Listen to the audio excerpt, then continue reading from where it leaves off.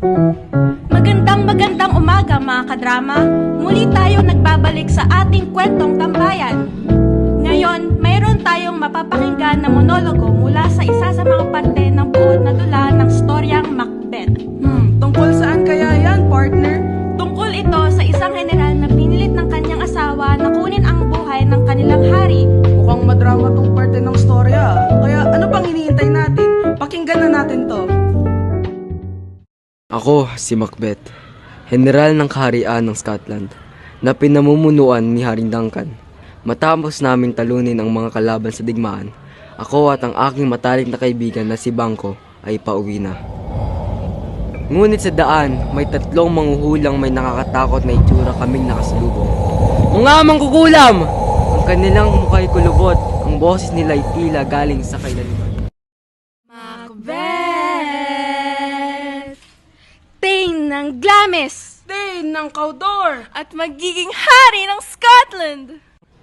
Ako? Hari? Hindi ko alam kung ako'y matutuwa o matatakot. Paano ako magiging hari kung buhay pa si Haring Duncan? Tumingin ako kay Banco. Naguguluhan din siya. Ngunit may kakaiba sa salitang iyon. Parang may apoy na nagliyab sa aking dibdib. Isang apoy ng tukso. Pagkatapos ng ilang sandali, biglang nawala ang mga mangkukulam na parabang sila'y usok na nilamon ng hangin. Ako at si Banco ay napatingin sa isa't isa. Totoo ba ang mga iyon o guni-guni lamang?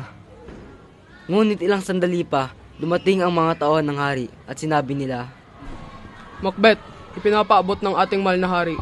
Ikaw na ngayon ang Thane ng Cawdor. nanlalamig ang aking katawan. Ang una nilang hula ay natupad. Napaisip ako, kung totoo ang una, baka totoo rin ang huli. Baka nga ako itinakda para maging hari. Pagbalik namin, sinalubong kami ni Haring Duncan. Pinuri niya ang aming katapangan at sa harap ng lahat ay sinabi niya ang tagapagmana ng trono niya ay ang kanyang anak na si Malcolm. At doon, nagsimulang umusbong ang inggit sa aking dibdib. Sinabi ng hari na nais lang maghapunan at magpalipas ng gabi sa aming kastilyo. Isang malaking karangalan, ngunit sa aking dibdib, may tinig na nagbubulong. Ang propesiya ng mga manghuhula, magiging hari ka. Isinulat ko ito kay Lady Macbeth upang siya'y aking masabihan. Beth, ang trono ay narito na sa ating mga kamay. Hindi mo ba nakikita? Ang tadhana ay nasa harapan mo. Ngunit, napakabuti ng ating hari. Wala akong dahilan para siya'y patayin. Kung ito man ay kapalaran, darating ito ng kusa. Duwag! Hanggang salita ka lang. Kung tunay kang lalaki, gawin mo ang nararapat. Lasunin mo ang iyong takot at itaguyod ang ating ambisyon. Lady Macbeth, ano ang iyong balak? Paiinumin ko ng alak ang mambantay ng hari. Kapag sila'y tulog, ikaw ang tatapos sa lahat. Ang dugoy ipahid mo sa kanilang kamay upang sila ang pagbintangan.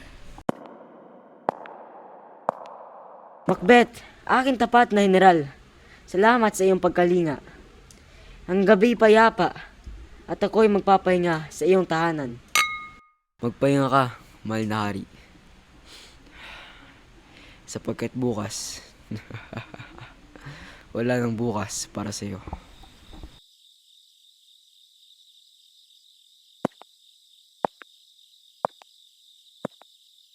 Ngayon na, ito ang simula ng aking kapalaran. Pinatay ko ang hari. Sa gabing ito, isinilang ang isang bagong ako. Hindi naman dirigma, kundi isang hari sa kasalanan. Partner, grabe naman itong istoryang ito. Hindi lang nakakakilabot, may mga aral ring itong pinahayag sa atin. Tama ka dyan!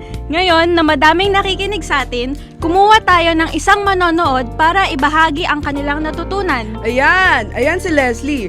Mukhang gustong magbahagi ng kanyang natutunan ah. Hello po!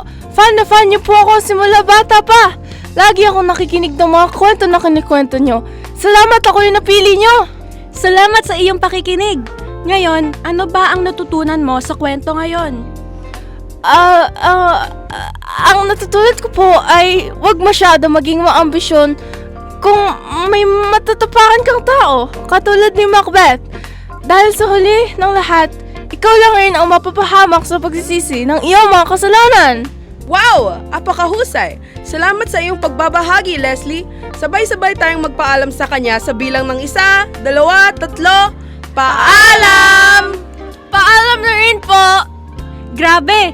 Tunay na maraming aral ang makukuha sa parte ng storyang ito tulad ng ang kagustuhang makamit ang kapangyarihan sa maling paraan ay may kapalit na mabigat na konsensya at kapahamakan. Tama ka dyan, partner. Dito na po namin tatapusin ang... Kwentong Tambay! Sa susunod ulit!